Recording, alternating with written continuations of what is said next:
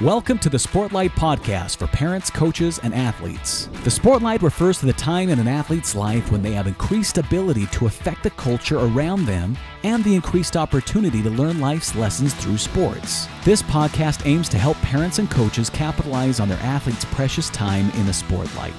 The Sportlight podcast is brought to you by Especially for Athletes program. Hello, everybody. Welcome to the Sportlight podcast. I'm honored to be joined by Jeff Griffin with us today. Jeff, how you doing? Doing well. Thank you for this opportunity, Shad. Appreciate it. Yeah, we are very excited to have a conversation with you and to have you be able to share your story with our listeners today. It's one that's inspired me over the years. We've had some, our lives have kind of interwoven a little bit, and I've had opportunity to hear you share your story and some of the things that you teach about. And I'm just so excited for people to hear that. Just for our listeners who aren't familiar with you, Jeff, your friends affectionately call you Griff, right? Correct. Absolutely. My mama called me Jeffrey, but my friends call me Griff. That's great. So hopefully you're our friend. We'll call you Griff throughout this. Yes, absolutely. Okay. Absolutely. So Griff played college football, landed an opportunity to play at his dream school, BYU, as a receiver. And then life took him a different direction, and we'll let you tell that story a little bit, Jeff, but ended up doing some other incredible things athletically, including being an Olympian, representing the United States in the 2004 Athens Paralympic Games, playing wheelchair basketball. And he's done some other incredible things, coached high school football, played for the World Cup team, silver medalist for the World Cup team, and has started a wonderful foundation that we'll talk about as we get into his story here, Griffin Motivation, where he goes and shares some of these messages. And so we'll let anyone know who would like him to come and share those messages with their organization, how to do that. But Griff, I'd love just to hop in and let you share your story, because one of the principles we talk a lot about with our athletes is the principle of resiliency. And you're one of the greatest examples of resilience that I know of. Would you mind just taking a second and sharing what's landed you to where you are today? As much of that story as you would like to share, that would be awesome. Yeah, absolutely. I appreciate this opportunity, Shad. And by the way, I learned when I was at football that, in college, that every great man and woman of history is a man of service. And so thank you for your service, Shad. Thank you for what you are doing for these youth and these athletes all around the country and the world. And I've learned that the great men and women of history are men of service. And so whenever you can find an opportunity to serve, please give back, absolutely give back. And so thank you for this opportunity to be here. Your viewers can't see, I always like to say, Shad, that I'm the best unknown speaker that you have never heard of yet. I've been compared to David Goggins without the mouth. I've been compared to Tony Robbins at a fraction of the price. I've also been, compared to John Maxwell, as inspiring as he is and whatnot. But I like to just think of myself as, just me, just Jeff Griffin, just an under-ordinary guy who has perhaps done some ordinary things a little extra than others. And so if anyone's out there thinking that, I'm not good enough, or, so-and-so is better than me, or I don't have what it takes, please understand this one simple truth, that you do have the ability to achieve your dreams and desires. And so, I always address the elephants. I always address the elephant in the room when I come out on stage. And about, how good looking I am. Yeah, we all notice, Jeff, except for our podcast listeners. They just have to take our word for it. So yeah, I know. Absolutely. And then I've got this dot right here. But no, but I can joke about that because I know that I'm not that good looking. But I do address the elephant in the room, and I am in a wheelchair, because you guys who can't see, or who can't see while you're watching either, you can't see my wheelchair, but I'm in a wheelchair, and I come out on stage and I address the elephants. And I've been paralyzed from the waist down. I've been given a life sentence. I've been in a chair longer than I have been out of a chair. So in between seasons, I was up 40 feet, and the scaffolding and ladder that I was up on slipped out from underneath me, and I came down straight-legged, stuck the landing perfect if I was a gymnast. I wasn't. I was a painter. And so my legs came up, my back came down, and my L1 vertebrae exploded inside of me, leaving me paralyzed from the waist down. My dreams of playing football shattered instantly.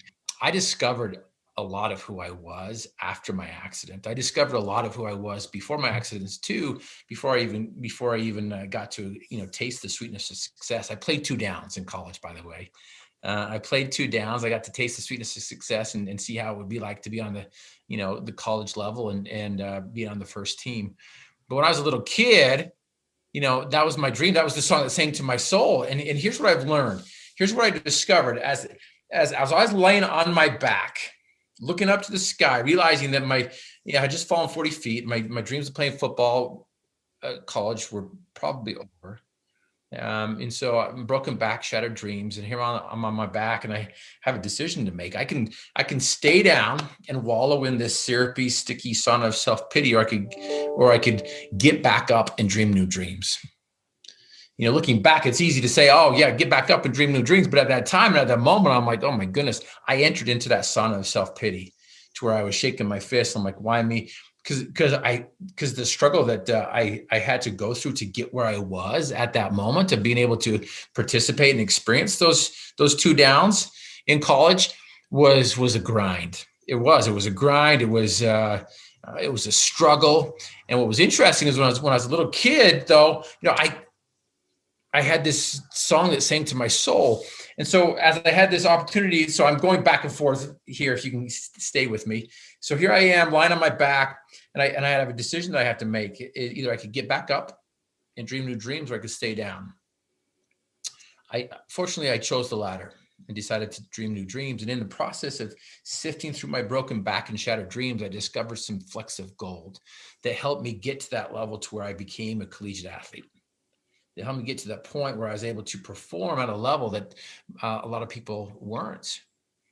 And what's interesting is one of these flecks of gold that I learned was, in my book called I'm Possible, I introduced the 3 Ds that I believe are at the foundation of every solution.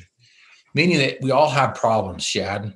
I have challenges, you have challenges, your listeners have challenges. We all have problems. The problem isn't the problem, because we all have problems. And too often we focus on the problem and we abort the promise. We abort the process. We abort the thing that's going to help us get to where we want to go. And so, there's a little poem that I learned when I was a teenager, and that was, every problem under the sun has a solution, or it has none. If there be one, hurry and find it. If there be none, never mind it. And so, just that wherever our focus goes, our energy flows. And so if you're going to be focusing on problems, you're going to end up with problems. If you're going to focus on the challenge, you're going to end up with challenges. But if you focus on the solution, if you focus on what you can do, you're going to discover that you're able to perform and do so much more than you thought you were able to. And so I discovered some 3 Ds that I want to introduce to you, and that is desire, dream, and do. And so the first one, dream, right? If you can't see it, you can't achieve it. And so most people don't know what they want. The majority of us know what we don't want. And that's our problem, is if we focus on what we don't want, we're going to continue to get what we don't want.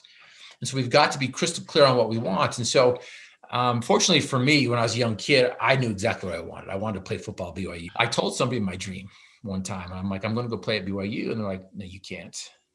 And they gave me all the reasons why I couldn't. Like, you're too short, you're too slow. Some even said I was too white. I'm like, okay, too short, too slow, too white. I get that. But what I didn't understand is that most people base our possibilities on their limitations. Meaning that we base our possibilities on what we know. And, we reject what we don't understand, and we base the possibilities on what we know. And so, if we've never done something before, we don't know how to do it. And so we think that it's impossible. I'm lying down there on my back and I'm like, okay, what do I do now? What happens here? And I discovered some flecks of gold that helped me get to that point. And one of those flecks of gold is dreams. You got to have a dream. My dream of playing football was shattered. But here's the beauty of it, Shad. Just because that dream was shattered and was taken away from me, it didn't mean that I couldn't stop dreaming. The problem isn't the problem. The problem is a lack of vision. The problem is a lack of vision. We don't understand how great we are. We don't understand how much we can accomplish. We don't understand what we can do and the influence we have because of listening to other people who base our possibilities on their limitations. Yeah. Or we base our possibilities on what we know. And the thing is what we know is the only things that we've experienced, and that's in the past. But if we want to go somewhere where we've never been before, we've got to go to the future. And the future is unknown. And the unknown can be based in one of two things, doubt or faith. And I'm telling you right now, most of us are living in a world of doubt and fear. And we need to flip the switch and reframe things and see things with faith and courage. And it takes a development. It's just like our muscles. So the answer to your question is, here I am lying on my back and thinking, okay, what do I do now? What's my life going to look like? Because when I got to the doctors told me that I'd never walk or stand or move my legs. My whole identity was wrapped up in my physicality. I love the concept that one of the things that can build resiliency is the capacity to dream new dreams. Obviously, when we look at the accomplishments, even the things that I mentioned in your introduction, the power of dreaming a new dream seems to build resiliency in people. We're all going to have these moments in our life, not as dramatic sometimes, but where we realize, for example, some of the kids that come to our program and parents and coaches, it could be something getting cut from a team. It could be not going to the college you dreamed of going to. It could be a number of things. And that capacity to learn to dream a new dream is powerful. It's a powerful skill if we want to be resilient. But here's what I've discovered, Shad, that we lie to ourselves all the time. And the reason why we lie to ourselves is because we listen to the critics. We listen to the critics who are always telling us that we can't do this, we can't do that. And eventually we believe it ourselves. So then we start, just making up all sorts of things. And I've learned that, the second D is desire. You can have the crystal clear dream, in front of you, but if your desire does not match up with your dreams, it's not going to unlock the floodgates that are going to unleash that power that will help you and that will enable you to accomplish your dreams. So your desire has to match up with your dreams. If you have conflicting desires, which we all do, and so we've got to work on that desire. We've got to make it we got to make it deliberate. We've got to make it a desperate desire. We've got to make it a burning desire. We've got to have a desire so great that, that we're willing to do anything and everything to accomplish it. I always use the example of the young man who wanted to learn from the sage of his town. And he's like, I want to learn from you. I want to be healthy, wealthy, and wise. He's like, okay, well, let's go. He's like, I'll come back to me when you have a desperate desire. He's like, okay. So he comes back in 2 weeks. He's like, okay, I'm ready to be healthy, wealthy, and wise, just like you. Teach me your ways. He's like, no, come back when you have a deliberate desire, a burning desire. And he's like, I thought I did. So he comes back the very, very next day and he's like, okay, teach me your ways. Teach me how to be healthy, wealthy, and wise. And without saying anything, the old wise sage walks past the youth. He goes down to the water's edge. Without stopping in the water, he goes into the water. And the boy, he doesn't want to ruin his opportunity, goes into the water with him. And the old wise sage turns around, grabs the youth by the head and just thrusts his head down underneath the water. And he holds it there. And the boy starts, flailing his arms and kicking his legs, and he's losing consciousness. And right before he loses consciousness, the old wise sage brings him out of the water and gasping for air and in disgust, he turns to the old wise sage and says, why did you do that? And the sage taught this youth a lesson of a lifetime. And he says, as soon as you want to be healthy, wealthy, and wise, as much as you wanted that breath of air, then can I teach you? So our desires have got to be desperate. They've got to be deliberate. They've got to be burning, and they've got to match up with our dreams. And so that's going back to this resilience, this idea of resilience. Yes, you know what? We need to have a dream, but yes, we need to develop a desire that matches that dream. And we need to develop that desire that we are going to run through walls to get there.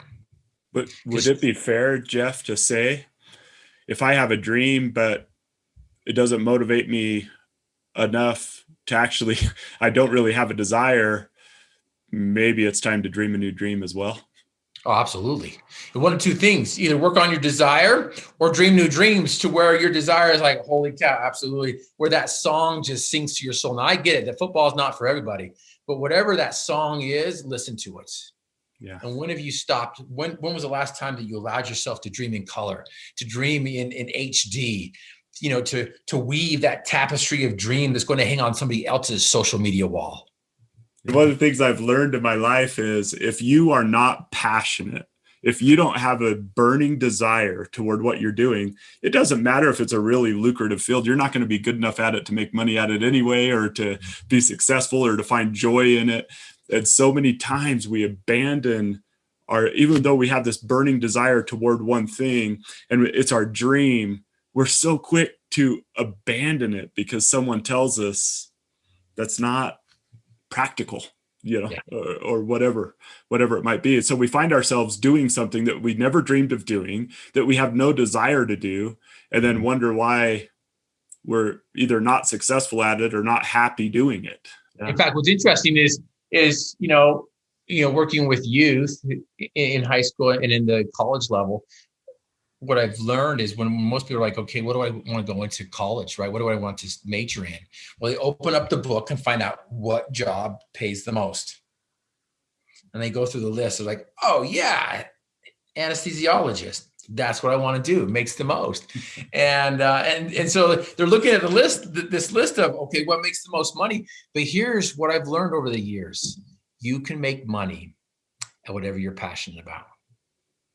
I know a woman who crochets and makes 6 figures teaching people how to crochet. Mm-hmm. And so again, it's about going back to identifying what is your dream, what are you passionate about, and then of course working on that desire. Because I don't know if you've ever met anybody like this, but where you just love it and you're passionate about it, but then you get into those doldrums. You get into those days of doldrums where you're just like, oh man, I'm so tired of doing this. And it becomes gray. And so a lot of people just don't realize that and understand that, yeah, there's going to be the doldrums are going to come about. Mm-hmm. And you don't want to abandon it just because you hit those, because we all go through them, no matter how passionate you are. So that's why you got to have those holy habits and righteous routines in place to help you get through those moments, to help you get through those times to where you can break through, you know, from the clouds and see, you know, the sun again. It's almost like if you think you're going to go into anything and not have those doldrums, like you're fooling yourself as well, right? Like for people to say, I have this dream, I have this really strong desire, but then they get into the minutia of anything. I mean, no matter what we choose to do, there's some things to work through there. There's some bad parts of the job, or there's some difficulty with it. And that desire and that dream need to carry you through those doldrums, right? Those really hard times that everyone travels through. You know, we were talking the other day that with my partner, Dustin, a lot of times we have these people who all of a sudden are like super successful, right? They're super successful. They kind of burst onto the scene with success, and we act as though it was immediate. And then you start learning about their stories, and some of these high level college athletes, you know, you start learning like this kid woke up at, you know, 4:45 every single morning, and he put in 2 hours of work before anyone else woke up. And then he went to school, and we look back and we go, wow, that was, You know, that's incredible. And what we don't realize is those, or so don't seem to realize sometimes, is greatness are those people who will work through the doldrums. You know, part of resiliency is not just getting back up when something really disappointing happens. It's getting up every morning and going about the drudgery of that greatness requires, you know. I know, I agree with you 100%. And so, you know, there's more to it than just grit. There's more to it than just grit. I love Angela Duckworth's book called Grit. Mm-hmm. You know, she says that, you know, gritty people are hopeful people. I think she has it upside down. Love her book. Love what she says. But you've got to develop a P-squared mindset is what I call it.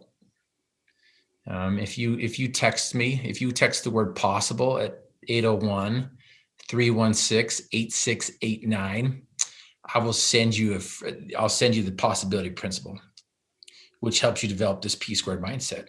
And there's 5 things that a P-squared mindset that you get with a P-squared mindset. And the first thing is a P-squared mindset will help you develop a desire that matches up with your dreams, to where you can unlock the unimaginable possibilities to create, to discover, to achieve. And so the P-squared mindset will help you develop a desire with your dreams. The P-squared mindset will also give you permission to fail, because Shad, in today's society, what's the opposite of success? Yeah, failure. I mean, Failure. yeah. Right. The opposite of success is failure. I think it's a bunch of crap, because I've never met anyone who has not succeeded that did not fail their way to success. Mm-hmm. And so a P-squared mindset will teach you that to give yourself permission to fail, that it's okay to fail at first, or whenever you're learning something new, because failures at first are triumphs at last, as long as you just don't quit, which goes along with a little piece of that resilience mindset. And so P-squared mindset, right? P-squared mindset helps you match your desires with your dreams. It gives you permission to fail, but at a certain point, you don't want to fail anymore. I don't want a surgeon to fail. I don't want my pilot to fail. I don't want several things to fail on me, right? And so you've got to figure that out. And that leads us to the process. The P-squared mindset helps you focus on the process instead of the promise, because most of us focus on the promise and abort the process, but it's the process that helps us progress. And so that P-squared mindset helps us focus on that process, the holy habits and righteous routines, the things that we do have control over, the things that we can do. And then the fourth thing that the P-squared mindset does for you is it helps you be comfortable being uncomfortable. We've got to be comfortable being uncomfortable, because it's in the stretching that we grow, that we find the strength. The strength is found in the stretching. So we've got to be comfortable being uncomfortable. That which we persist in doing becomes easier for us to do, period. Reading is reading, writing is writing, catching a ball is catching a ball, playing an instrument is playing an instrument. I have dyslexia, Shad, or dyslexia to some. And so, right, reading is reading and writing is writing. But the thing is, you've got to figure out, if you figure out, okay, well, I see B's and D's different, or 2's and 5's different, well, I'm going to find out a way to get it right. Mm-hmm.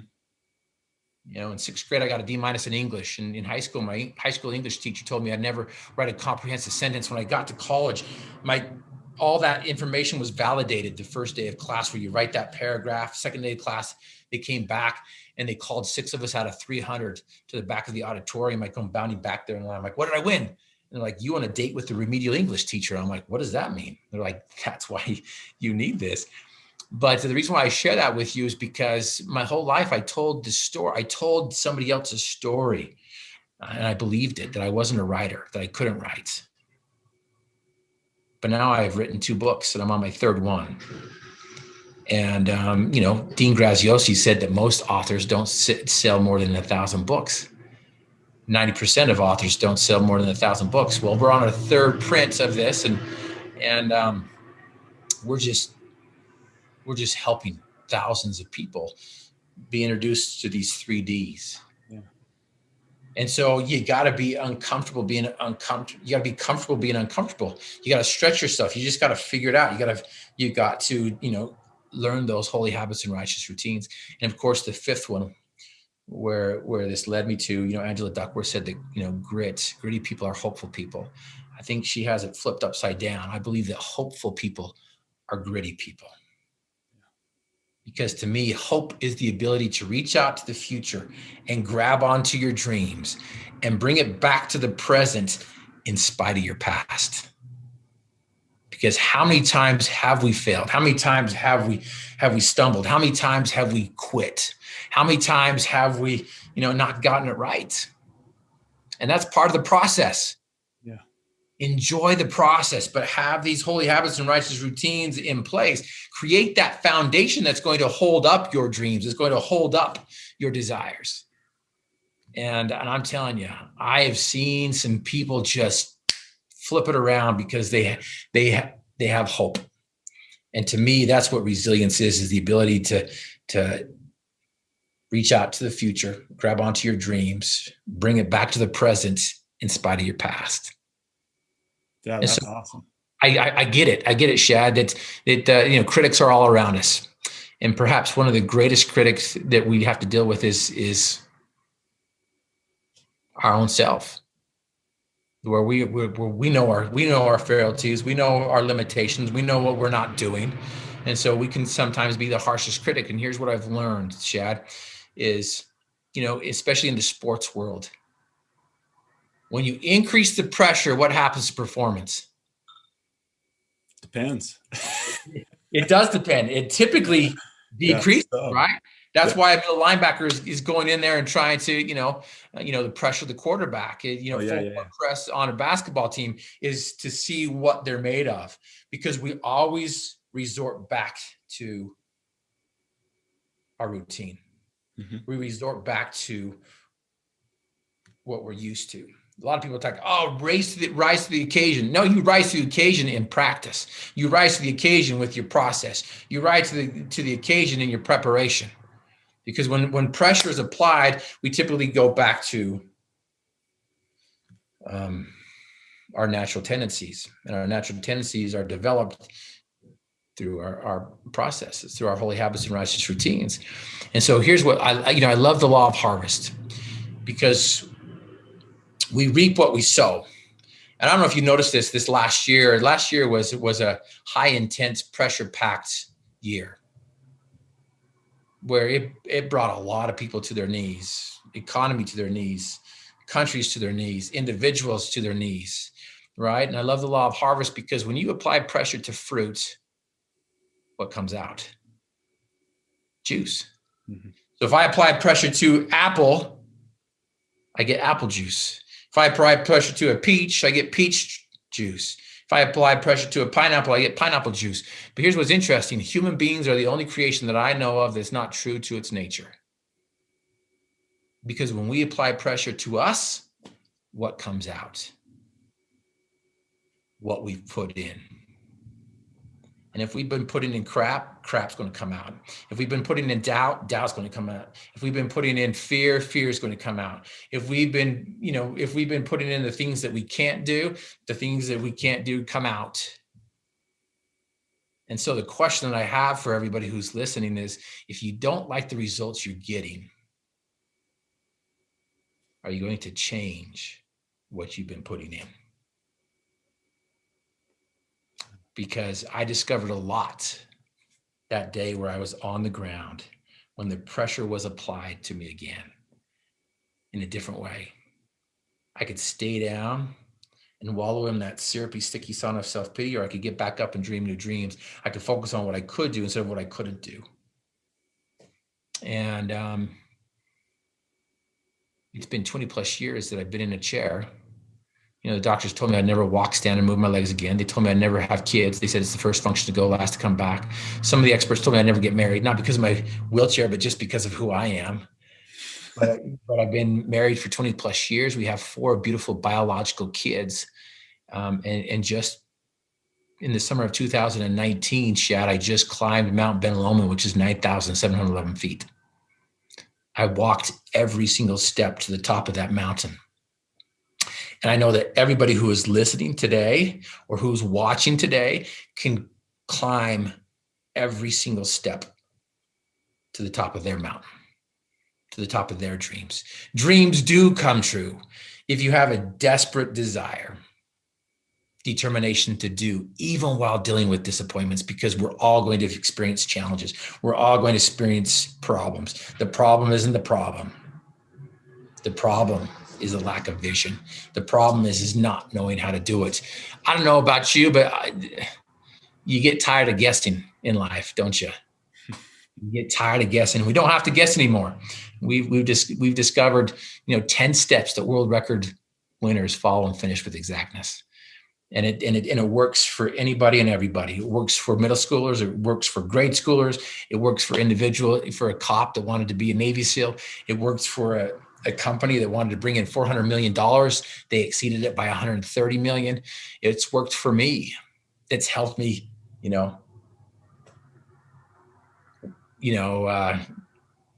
win my wife's heart. It's helped me become that 2-time Guinness World Record holder. It helped me be that 4-time MVP All-Star basketball player. It's not just helped me, but it's helped countless of others get up and get going. Because Shad, I may be physically paralyzed, but I think most of us are paralyzed from the demons of doubt, fear, and complacency, which is more damaging than any physical disability that I've come across. Well, hey, thank you. Thank you, Griff. Those things, do you ever say things and wish you could go back to your 15-year-old self and say, hey, just be quiet for a second and listen, Yeah. But let me make sure I got them and our listeners got them. The 3 Ds, we got to dream. We got to dream, right? And if our dream if our dream explodes, we got to dream a new dream. That hope creates grit. We got to desire. And then your third one is we have to do. Yeah. We have to do. We have to be willing to do. And I love your pressure analogy. If what's coming out of us when the pressure gets put on us is not what we want, then we got to do different things. We got to create different habits. We got to put different things in if we want something else out. And I love those. Those are 3 simple concepts. If you were to boil each of those 3, and I'm sorry to put you on the spot with this, but like we try to leave our listeners with like a question they can kind of ask themselves. What's a question you would ask yourself about your dreams, about your desire, about your willing to do? Yeah, does that make sense? Like if someone wanted to analyze those things in their life, how would you help us analyze our dreams, our desires, and our willingness to do? Yeah. So the first question I'd give to the listeners is my dream big enough, scary enough, audacious enough to get me excited? I told people, I told the doctor that I was going to walk again, even though he told me I couldn't.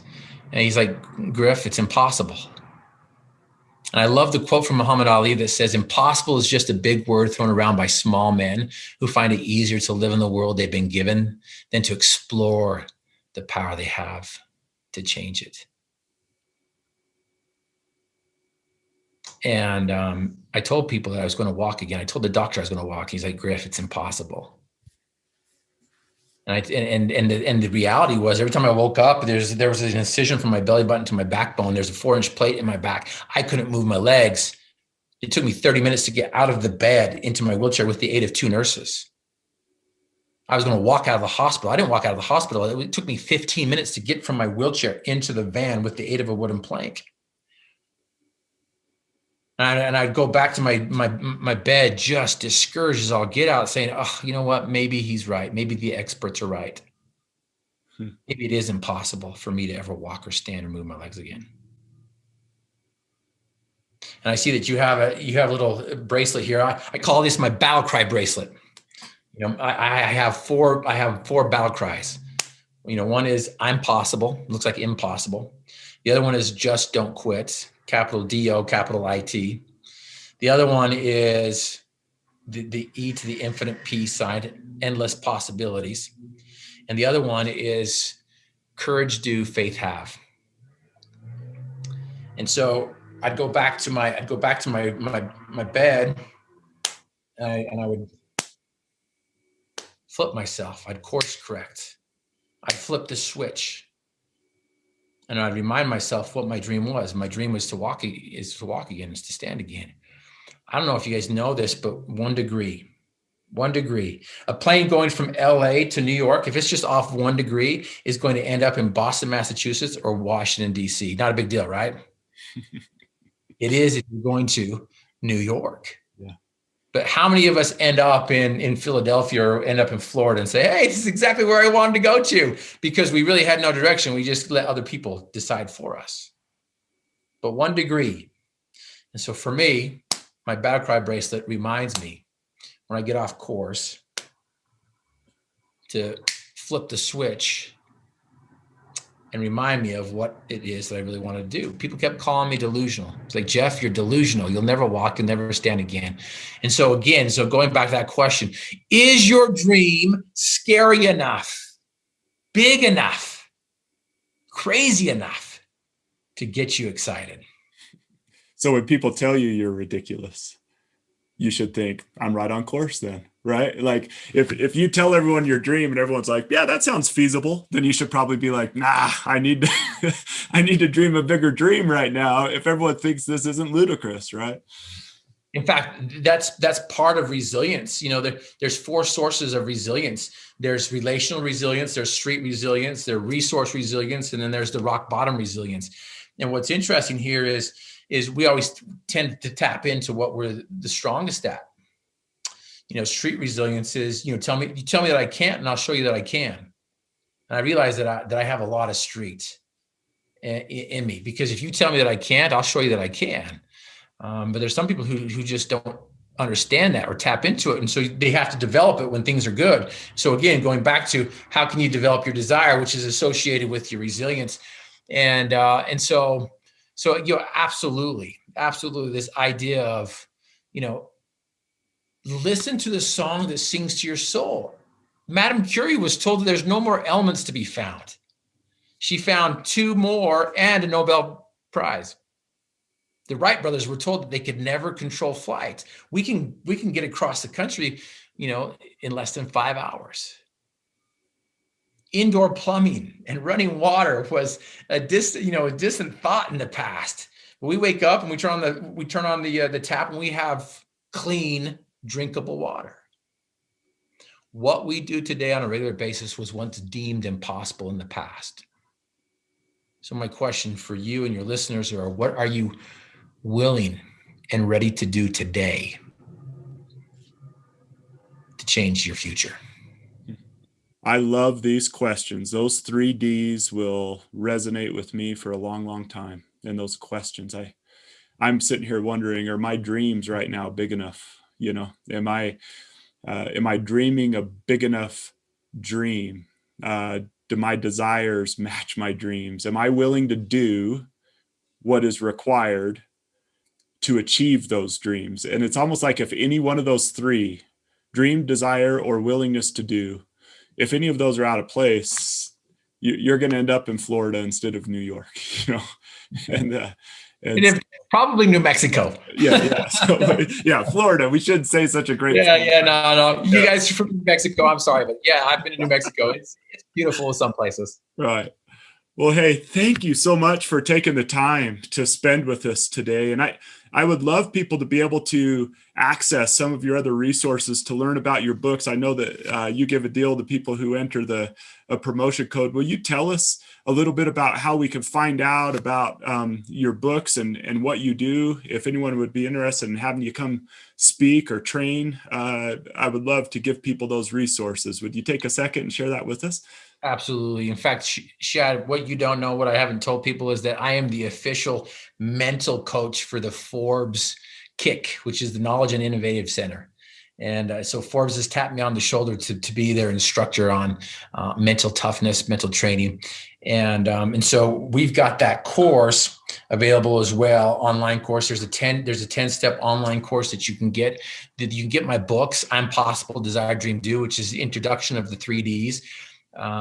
The online course is a deeper dive into the 3Ds and the 10 steps that go within those 3Ds, right? There's so many times we want the results. Give me the results. But that's like the third step. The first step is you got to identify your desired dreams, roles, and goals. And the second step is you've got to establish holy habits and righteous routines. And then the third step is to, create a winning attitude to get those results with the team. And then the last one is maximize your momentum with a resilient mindset. And so the other book that's called Endless Possibilities, 90-day recipe for world record results. And if you throw in the coupon code LOVE, it'll knock off 50%, any of these things that are in my shop. If you buy 2 books, we'll get rid of the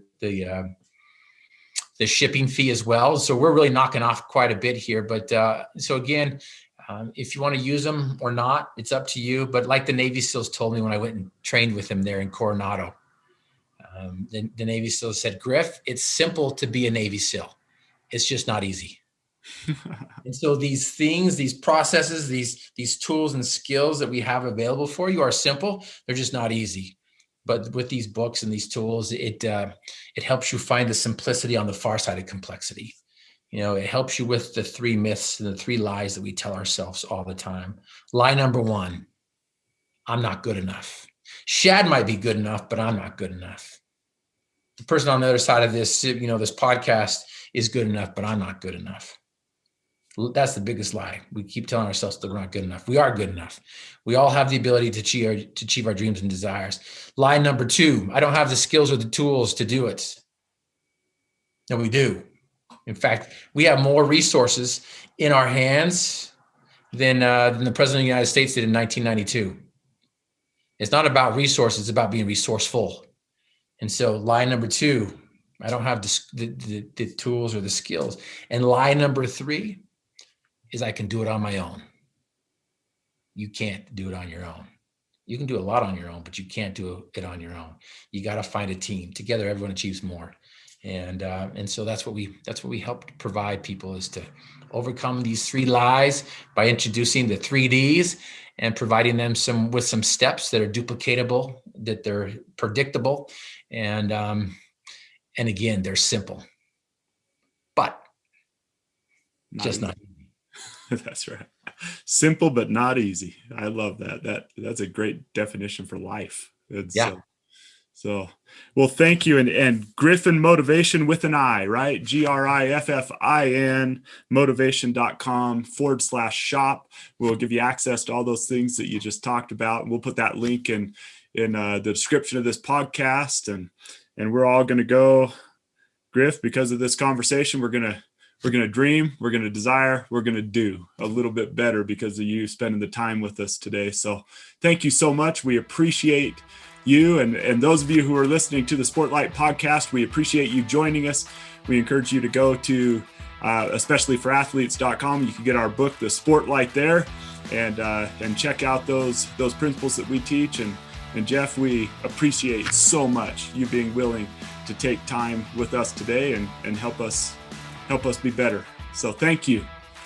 You're welcome. In fact, this is G in sign language. Griffin loves you. A little shout out to you guys. Awesome. Thank you, friend. Eyes up, do the work. Thanks for listening to the Sportlight podcast. See you next time. This has been the Sportlight podcast from Especially for Athletes, sponsored by Coca-Cola. You can learn more about Especially for Athletes by visiting the website at especiallyforathletes.org. You can also learn more about the book, The Sportlight, by Shad Martin and Dustin Smith at especiallyforathletes.org/book.